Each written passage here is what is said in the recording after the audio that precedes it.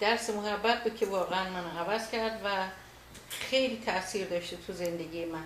خیلی بدجور بود. ناگهانی پدرشون تصادف کرد و من هر کس با هم حرف میزد با گریه جواب میدادم. اما اون روز 6 جلسه بیشتر نبود که رفته بودم کلیسا و خدا زنده نگهدار شهریاره. خودش نمیخواست به من بگه که عوض شده. گفت مادر میای بریم کلیسا؟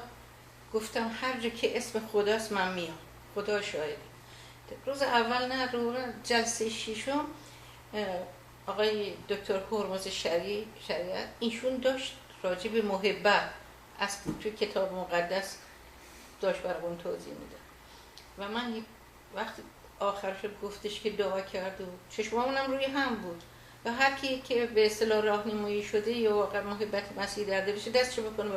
من نه دورمو نگاه کردم نه هیچی، دستم کردم بالا و بعد دیدم 3 نفر در همون روز شهادت داده بودن و همه دورمون گرفتن تبریک گفتن. این واقعا یه خاطره خوبی بود برای من که من یه مقدار زیادی از این ناراحتیایی که داشتم و حرفش میزدم گریه میکنم فراموش کنم، به چیزای خوب فکر کنم، به چیزای خوبی که خدا بهم داد.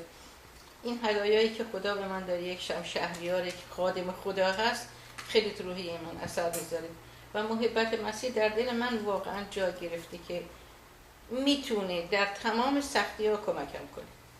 همین از مرتب به شهریار میگم، حرفم که میزنه بگو شکر خدا، شکر پسر، شکر بر تو ای روح القدس، که روح القدس واقعا میتونه همه چی رو عوض کنه در زندگی های همه. موفق باشید.